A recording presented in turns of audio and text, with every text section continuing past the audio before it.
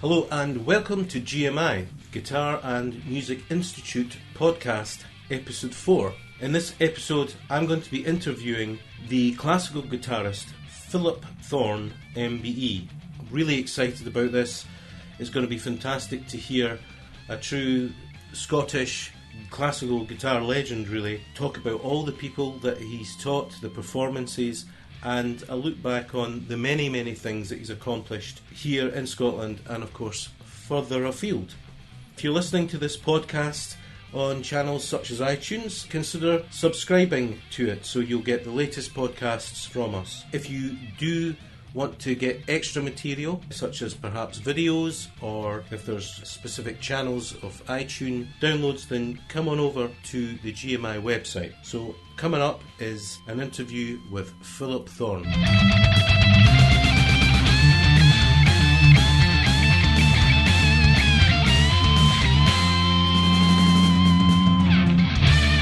Phillip, it's fantastic to have you here. Thanks for coming in and talking with us. I should say Phillip Thorne MBE, and I know you're not big on that, but I want to talk about that part of it later, what MBE means and all the rest of it. To begin with, for many people out there, I just wanted you to maybe say a little about how you started in classical guitar. And fundamentally, I love classical guitar, but when I was 16 or 17 and getting into guitar, I probably didn't think about it much. What got you into classical guitar? What age did you start? And how did you continue or start out on your journey? Well, I started playing piano from as early as I can remember, because my dad played jazz and dance music and such like. I played piano from my earliest memories, but my dad bought me a guitar and, like everybody else, tried to play Tune a Day. Is that the Bert Weedon? Yeah, Bert Weedon. That guy must be a millionaire at the time. So, was that the only book that was out there? It's the only one I can remember. Bobby Shafto and all stuff like that. Was it any good? No. It actually put me off the guitar. So I didn't actually play the guitar. It sat in a corner. So who was Bert Weedon any good as a player? I think he was, yes. Yeah. In his day, but it was. They just put his name on it or something. Well, no, I think it was. I don't think there was any other tutors out there. I discovered you could play chords, and this guy who lived across the road from me started showing me some stuff like Beach Boys and Chuck Berry, all that kind of stuff. Yeah. And really got into it. Then got really into electric guitar, and then. So were you in bands? Oh yeah. Then I played in the band when I was 14. Wow. You're playing in pubs and such like. At 14? Yeah. They allowed you to play in pubs? Yes. In the good old days? In the good old days, yeah. So what kind of amplification were you using? Old, very old beat up Vox. Yeah, amps. AC30? AC30s. Wow. Then switched to bass, then discovered Jimi Hendrix, and that was it. We played in bands. What do you mean that was it? That was it, you were... Hendrix, that was the only thing that we were really interested in. Right, it was that big. That big. You. Pretty cocky about it all. Could rip off all the solos. In those days you could just change the speed, and you got the solo down an octave, so you could actually get it note for note. You're talking about the record players. Yeah, the record so players. You got a 45 and you took it down to 33. And it goes down a note. So everything was going great until a music teacher at the local school introduced me to classical guitar music. What age would this be at? I would be about 16, and that was a revelation for me. In what way? Because I could hear quite clearly, I think it was a fugue or the chaconne, something like that. You could hear that there was, how can they play the bass and have an independent middle part and then play a melody? And that was it for me. So it was the inspiration of a music teacher. What was classical guitar education like back then? Was there a lot of teachers? Was it very laid down and a easy path to follow? No, it wasn't. I was born in Pitlochry, so we went from Pitlochry down to Perth to a teacher who was basically a Polish guy who played the violin, and the guitar was his second instrument.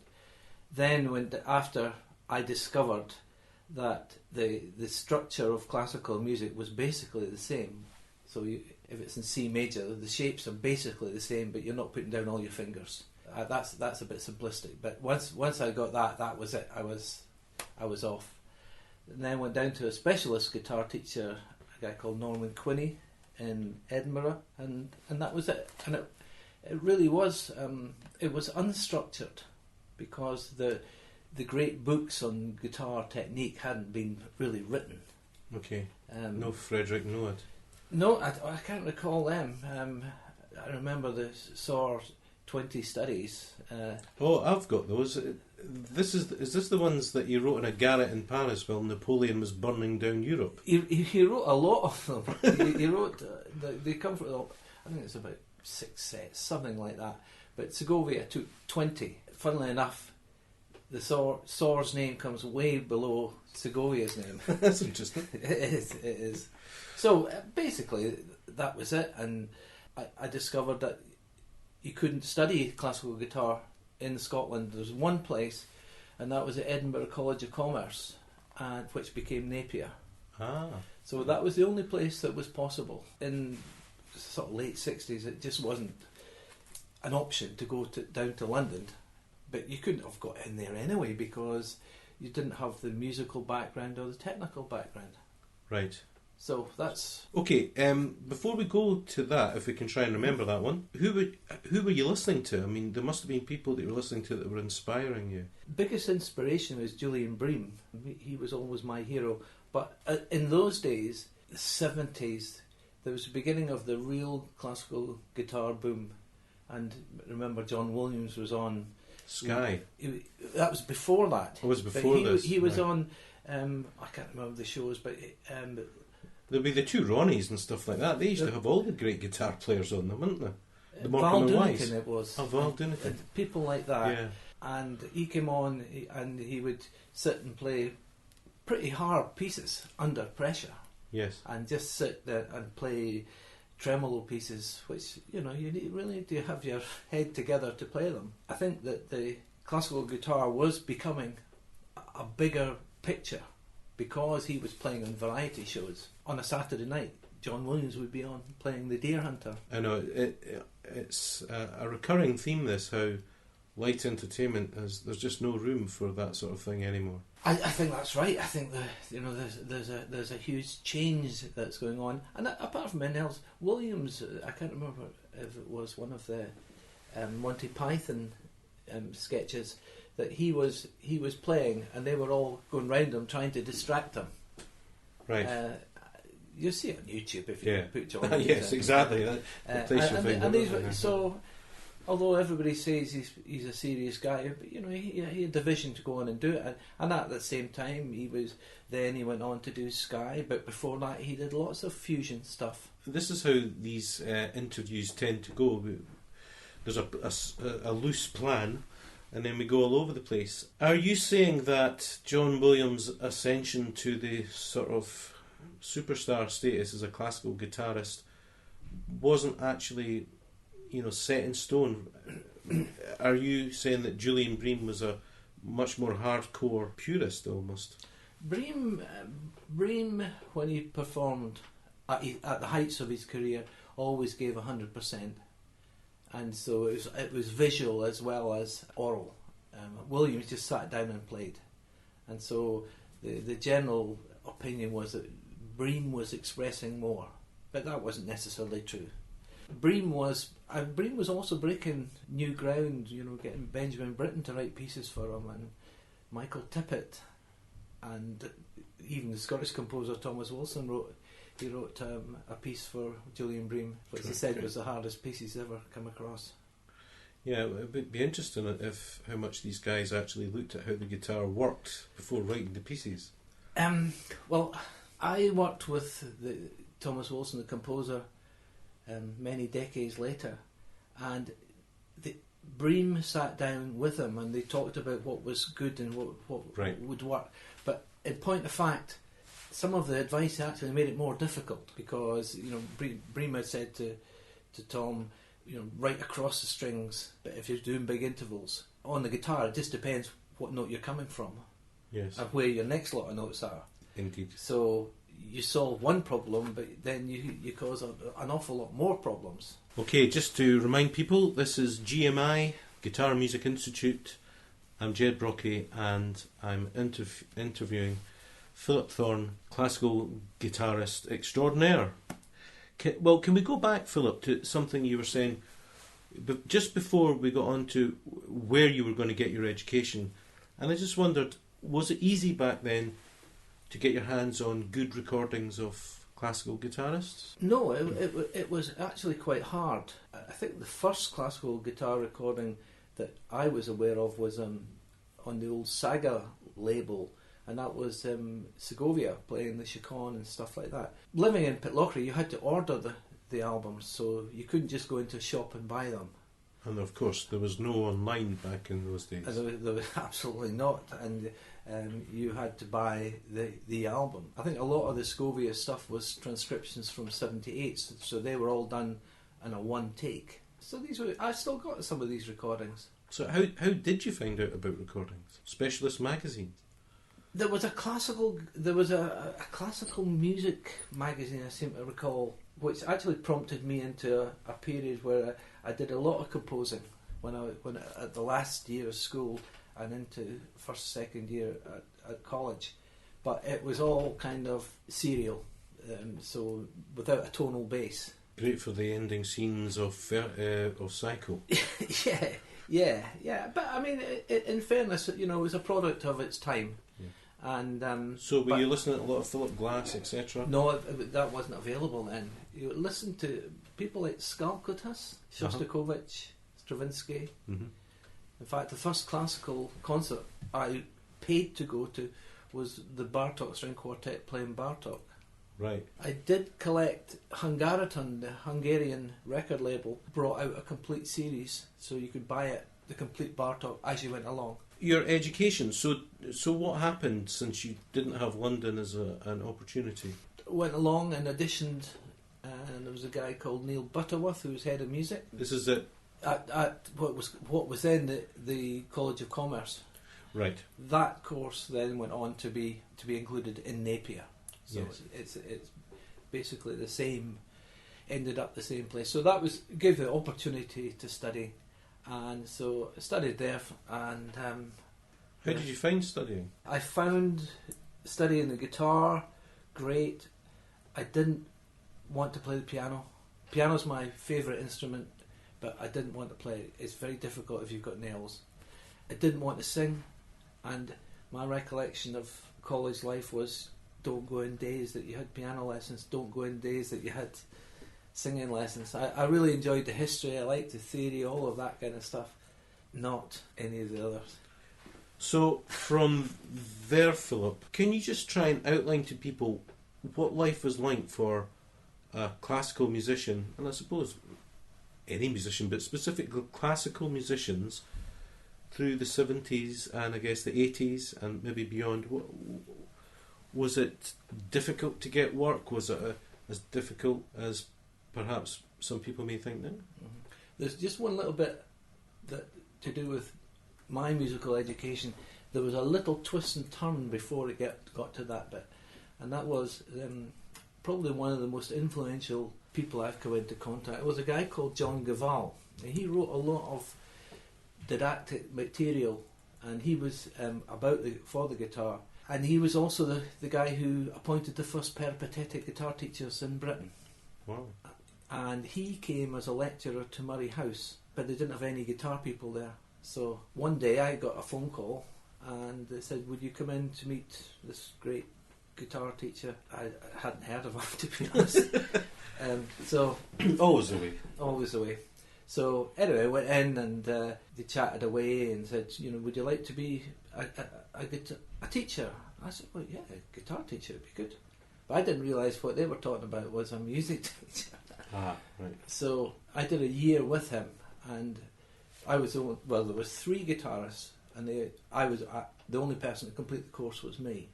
They left because they didn't like it. So that was a huge influence. And I was offered a place there and then. I started the next week. So that was... You started... at Murray House Teacher Training College. In Edinburgh? In Edinburgh. Right.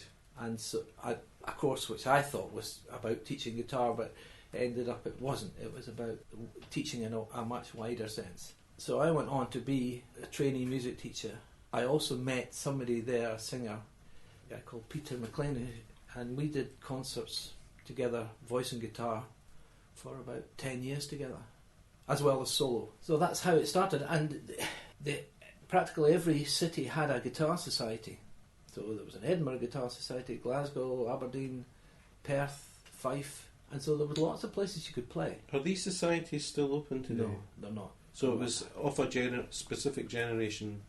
It launched the careers of people like probably Scotland's greatest guitarist, a guy called David Russell. And David cut, his early career going around guitar societies in here and England and Ireland and Wales. So there were lots of places to play. There was no shortage.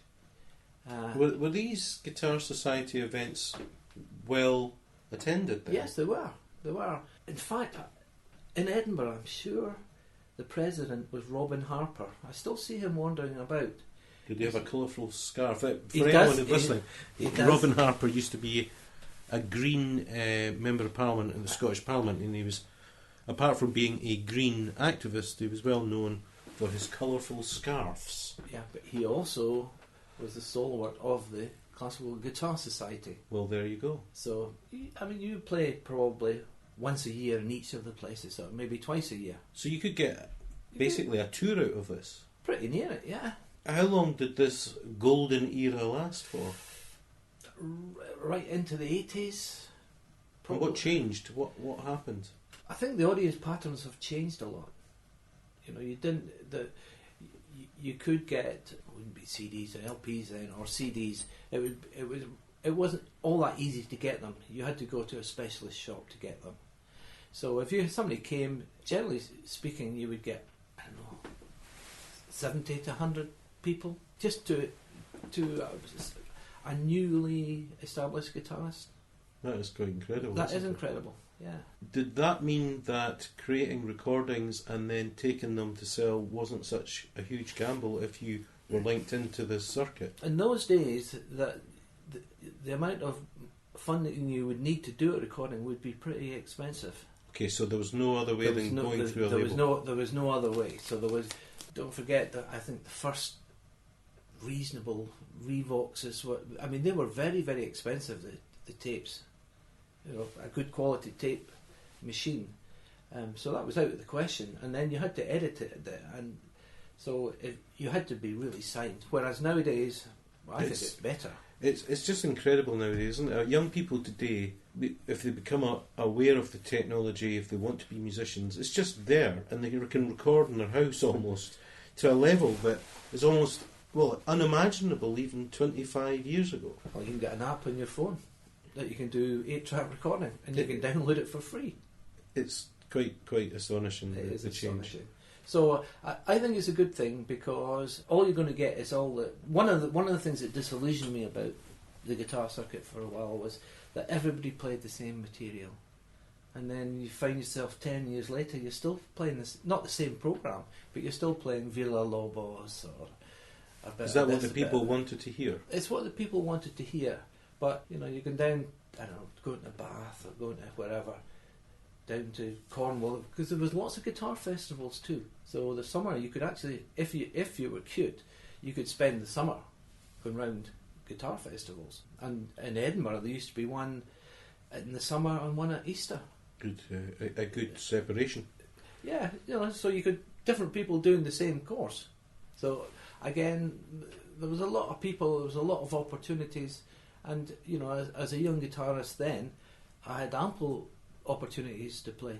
So it was mainly solo work and the occasional duo? It was solo and then voice and guitar. How do you feel solo guitar for a lot of people who want to do that? They find that very difficult, because let's face it, there's no one to blame but yourself if it goes wrong. What advice could you give to people who perhaps have problems in performance when performing solo? Be as prepared as possible to separate the mechanics of playing, technique, and above all, treat music as a truly creative activity where you communicate ideas, and it's not about you sitting there, look at me, I'm playing hard stuff. look at me, I'm not making a mistake. Because I spent a whole summer once adjudicating at guitar competitions, and there was a guitar competition in Dundee, then there was a guitar competition over in Benicassim, which in Spain, and then there was the Bath one, and they were all within a month. And I was sitting thinking, I just wasted about a month of my life because I didn't hear many people actually expressing something. And then a little voice said, "What about you?" And then I had to really question what you're actually doing when you plonk yourself down and set yourself up to being a great or even average guitarist. But you could be wasting an hour and a half of somebody's life. And that was a bit of a turning point for me. In what sense? Well, you sit and listen to... in Spain, there was 56 people played, of which there's always... with these international juries, there's a politics of it all. Okay. So there's maybe 6 or 8 people in the jury.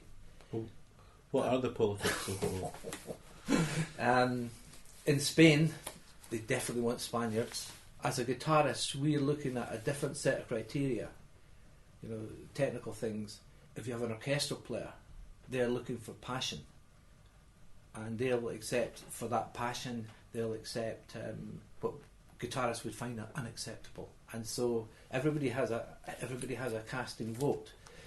So you cast your vote, and then it comes out completely wrong, and that's why people actually get so upset. They say, "Well, I'm not having anything more to do with this," and that goes on. Really? Oh yeah.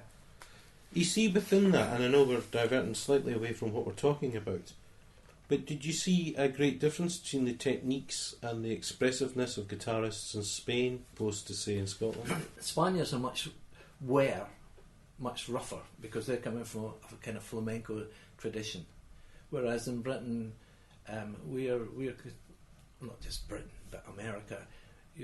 It depends whether you think the guitar is a percussive instrument or if you think it's a harmonic instrument. It's certainly not a string instrument in that you don't play it with a bow. So the closest instrument, I think, is really the piano.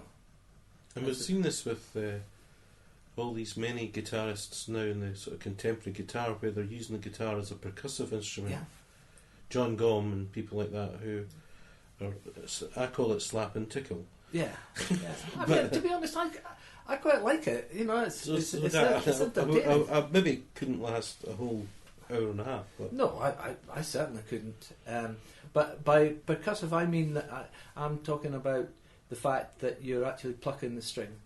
So at some point when you're playing, and I think that's one of the difficulties with the guitar, that at some point your fingertip is on that string and that string's dead then. There's a whole new world of technique that's beginning to creep in that we haven't really thought about. So after the competitions, did you continue to adjudicate at these competitions? And how did you get into that anyway?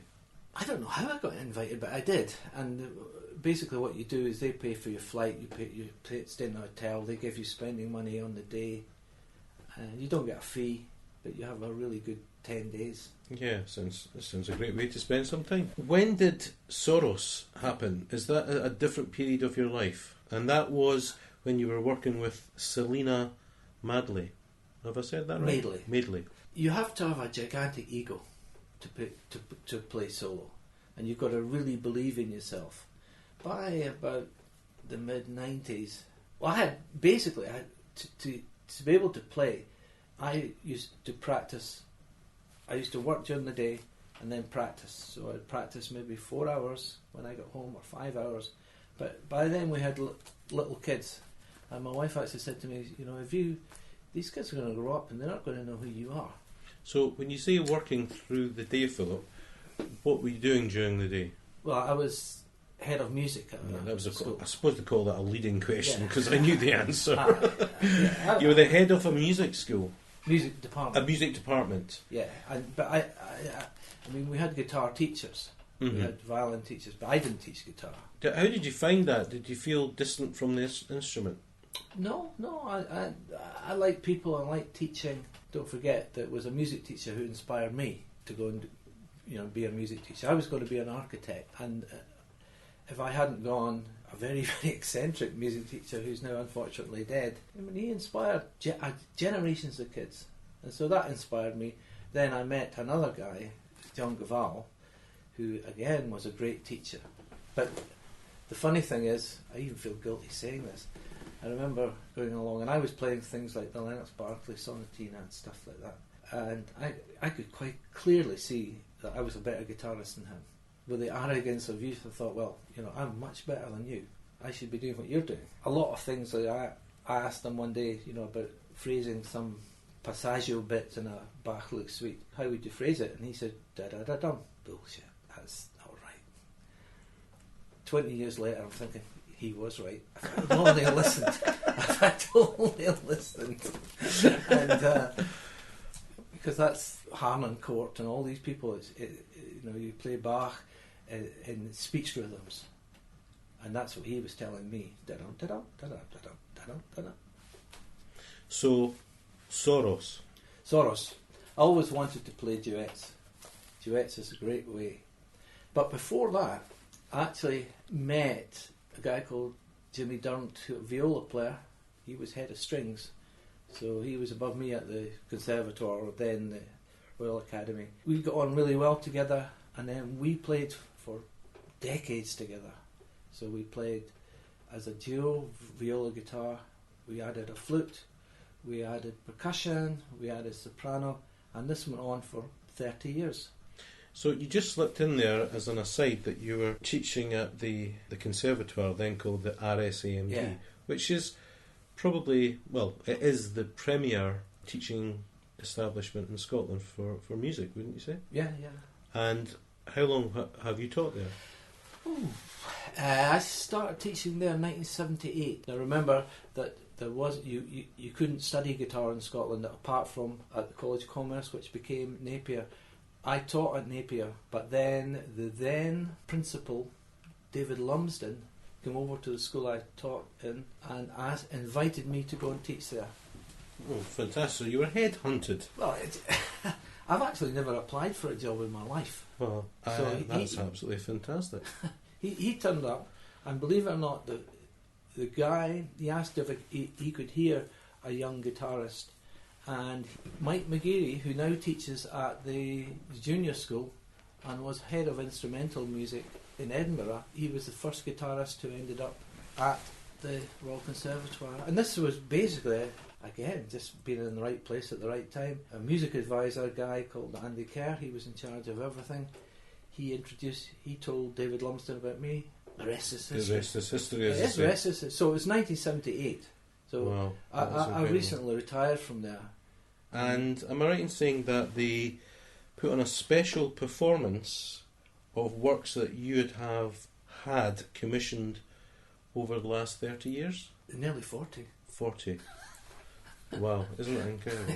Yeah. I decided to retire early because, in fact, I taught some of the teachers who were there, and I felt it was really my time was over.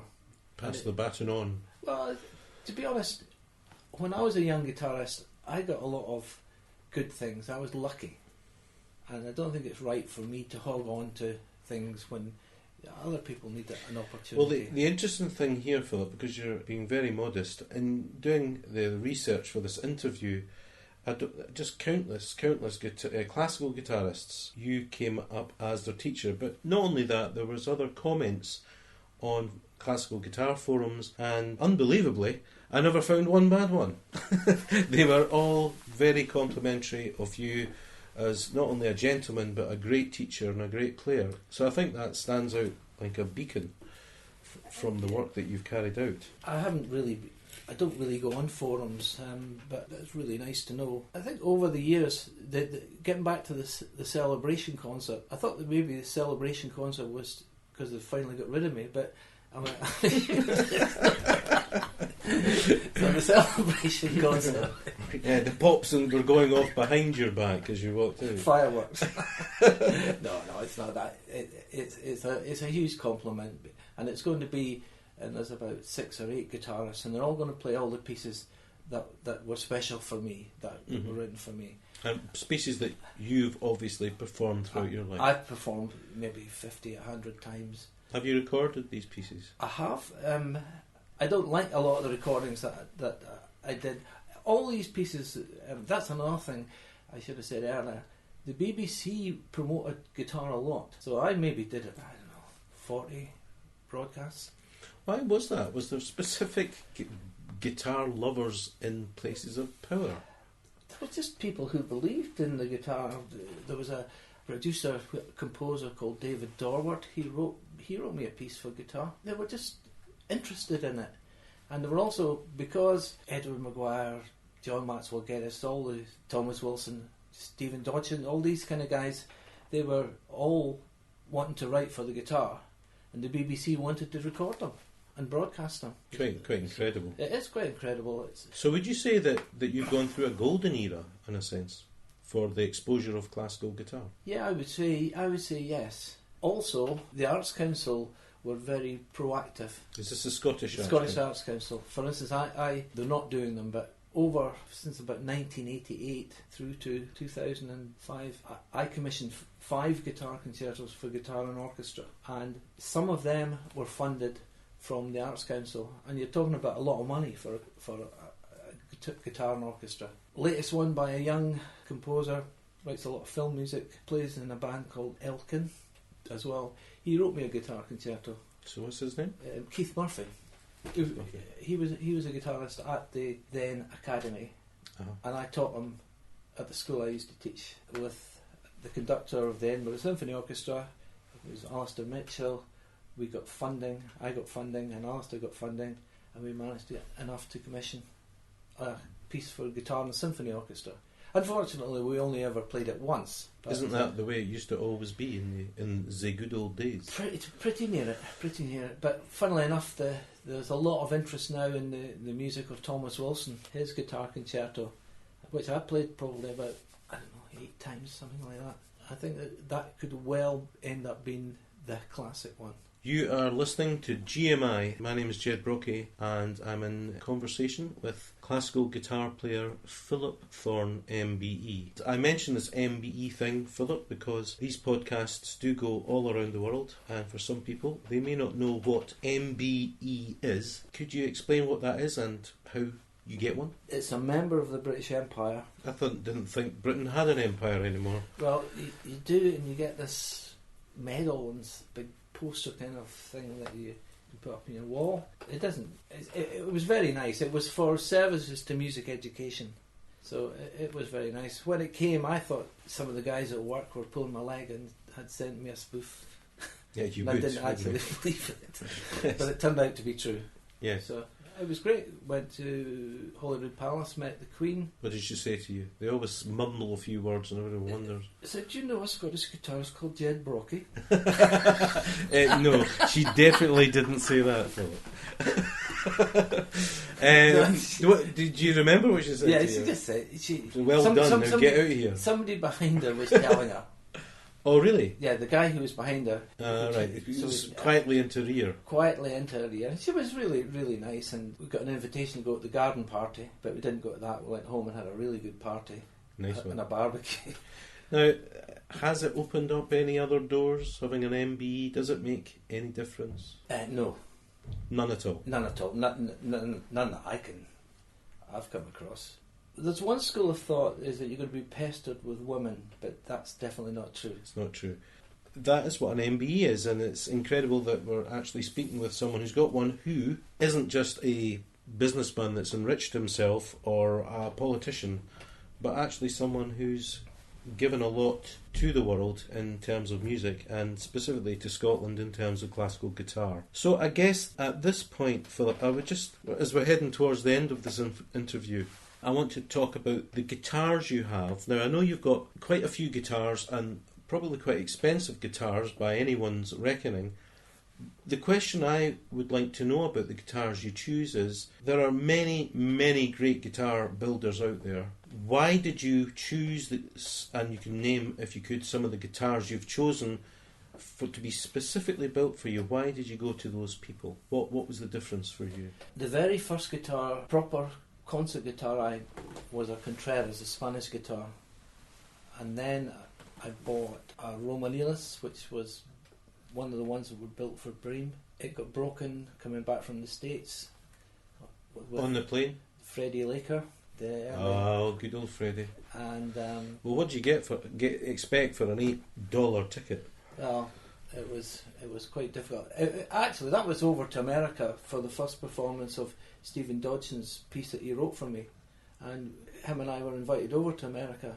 So where were you actually playing this? TARF Foundation of America conference. That sounds quite incredible. In Connecticut, Hartford.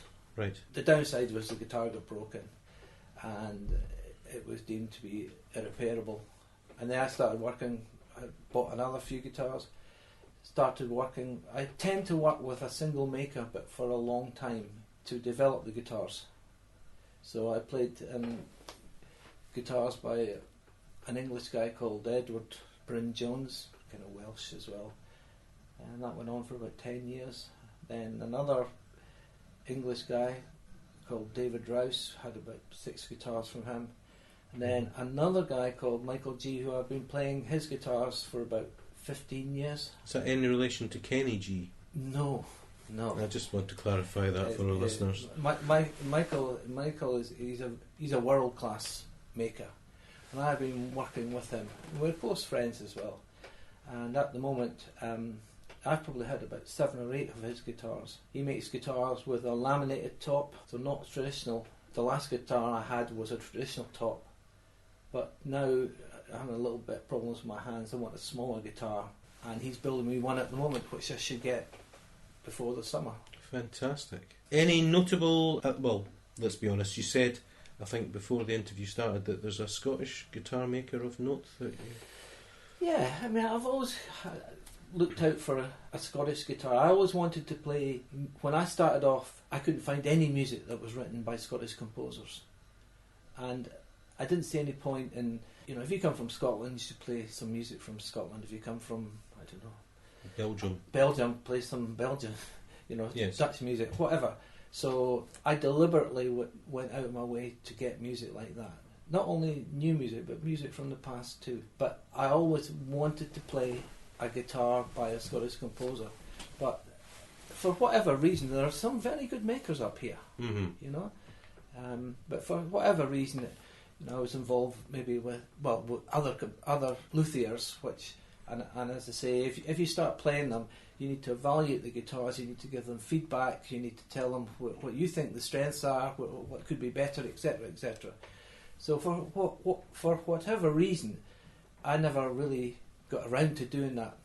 But over the last couple of years, a young guy called Pete Beer, he lives over Dunoon way, and he's making guitars that are really, really interesting.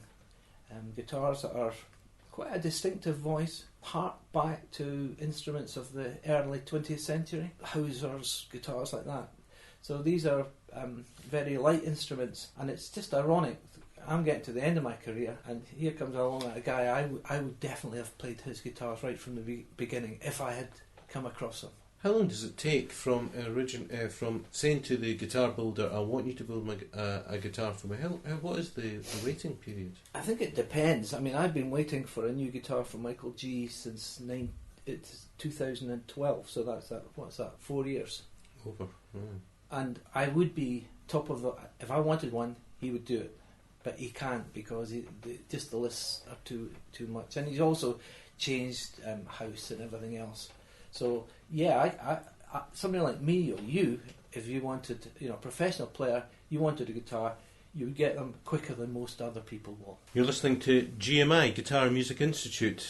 I'm Jed Brockie, and I'm in discussion with Phillip Thorne as we come to the end, close to the end of this talk about Phillip's life and work. Phillip, I just wonder if you could maybe give your feelings on 2 areas. One is on the way that the classical guitar is taught, and how that's developing, and finally on the opportunities and challenges that young guitarists have who are coming into the workplace today. I think teaching the guitar is one of the most difficult things of all, because there's so many complications.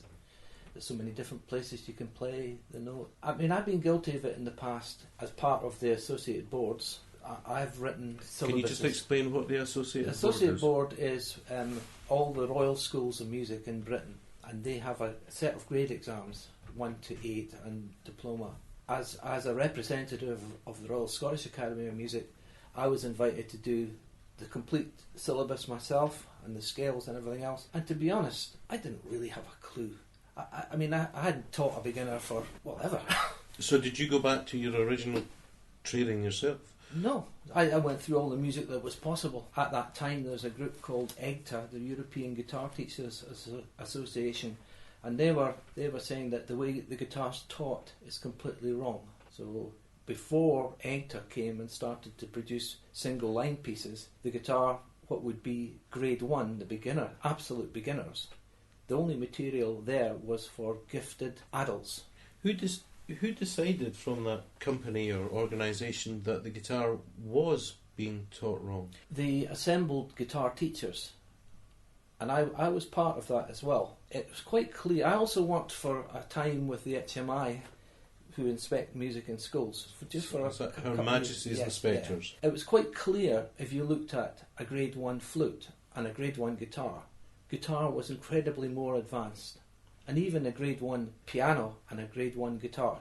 So this would be about 15, 20 years ago. So it was quite clear that there was something very, very wrong. But there wasn't the material around. And EGTA started producing material. They sent me the material. I saw that it made sense. So these early syllabuses that I did started to have these single line pieces for the early grades. Is EGTA still in existence? It does, yeah. And they still keep it. Do they keep an eye on what is being produced or help? They produce a lot of helpful stuff. They, grade reasonable. Well, take the reasonable out. Editions of the Bach lute suites that don't have a million extra bass notes. Graded classical, romantic, baroque books, and above all, they constructed a whole load of solos. So you would have solos that would restrict the use of notes together.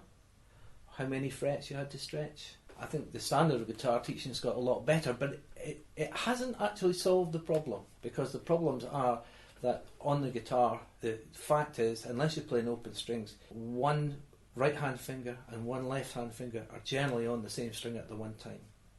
Now that kind of coordination has huge implications. To be honest, I started teaching at the City of Edinburgh Music School a few years ago. I thought I would be able to solve it in an instant, but it's not. It's far more complex than you would think. And what could be done about this then? I mean, I was under the impression that there's this long tradition of guitar playing in the classical field that had this sort of like the violin, hundreds of years of thought behind the actual processes of learning. The trouble is that the instruments up until Torres, the second half of the 19th century, these guitars were completely different instruments. They're much smaller. The string length's smaller, the necks are smaller. You use your thumb coming round the back of the neck to play on bass strings. You try and put that onto a modern day guitar, and there are a great many difficulties. So yeah, the guitar goes back to about the time of the forte piano, really. The birth of the classical guitar was when it had its sixth string on. That's, 1790s, 1780, maybe a bit earlier, but that rough kind of period there. So it doesn't go back centuries, and that material that was written was written for gifted amateurs. It wasn't written for kids, and there are still huge differences in the way the guitar is taught, and haven't really been solved. There's a lot more material coming out now. So do you feel that the future is brighter in terms of that than it perhaps has been in the past? I still think there are a lot of things to be. The whole technical thing to do with scales needs to be thought out.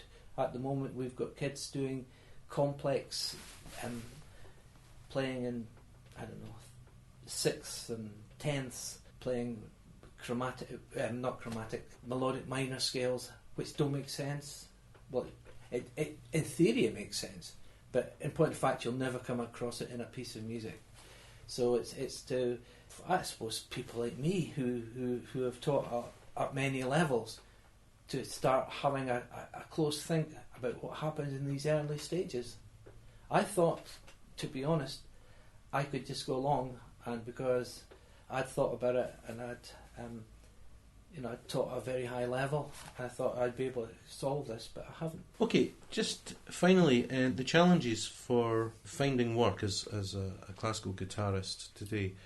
We talked earlier about your career, how guitar societies in the 70s and the 80s were prolific all across the UK, and probably perhaps in other countries as well. Yeah. The amount of guitar competitions and all the rest of it that was out there. What is the scenario like for young, talented, eager and up-and-up guitarists, classical guitarists in today's world? I think it's difficult for them now, but I think there's a difference also going on socially in who goes to hear concerts. I mean, I'm guilty myself.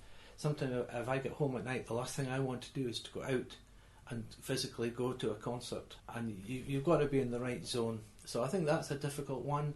I think there's the music societies, local music societies, that's still open. Unfortunately, the guitar societies have gone, or largely gone. So I think it's very difficult for young players just now. And I don't think there's particularly the free income for people to go to lots of concerts. And certainly it's difficult when you put on your own concerts. For instance, if you play in the Edinburgh Fringe, you've got a huge financial risk. How does the internet factor into classical guitar? Are people embracing it? The most successful people in terms of performers are the ones who cottoned on very quickly that YouTube was free advertising. The trouble is, obviously, there's a lot of really good things in YouTube, but there's also a lot of iffy stuff, from people who think they can play a Kirkazi study, but they can't really play it. Well, what is the outlook then? Is it a more, for guitarists coming through, is it maybe less performance, more teaching, workshops? Unless you're incredibly gifted and perhaps a little lucky, you are going to be looking at a portfolio income. Last year and the year before, I did the teaching musician modules at the conservatoire. These were a series in Glasgow. These were a series of lectures about teaching, and they were making the point that nowadays it is a portfolio. You can't expect to be just to do nothing but performing. That was never realistic anyway. It was only for one or two people per generation, really. Private teaching, some performing. Certainly as far as guitar concerned, get involved in chamber music, get involved with guitar ensembles, all that kind of thing. But they definitely, that's the phrase they use, portfolio, teaching, professional portfolio. But in saying that, I don't know anybody who just performed. Maybe Bremen Williams. But they would probably have taught it in some capacity at some time. Maybe not a steady job, but they've done workshops or master classes. They would have, but I don't think they were necessarily part of their financial portfolio. Yeah. But being realistic, I mean, we can knock ourselves as guitarists, but if you were to think if you were to take all the people who study piano, how many of them would be going on to be a performer? Not very many. Incredibly few, in fact. There is a Scottish guy, Stephen Osborne, who's a fantastic player, a world-class player. I heard him do a master class, and exceptional. So you get people like that coming along, but that's not the norm. Well, Philip, I think we are more or less at the end of the interview. There was a question that I kind of should have asked you in the middle, which was, what is your favourite period of classical guitar music? My own musical taste, as a player, I want to play music of today. I want to play music by living composers, and I want to play the music of the composers that I've been associated with. Definitely want to play them. That's an incredibly powerful answer. It's about a living thing. It's about a living thing, yeah.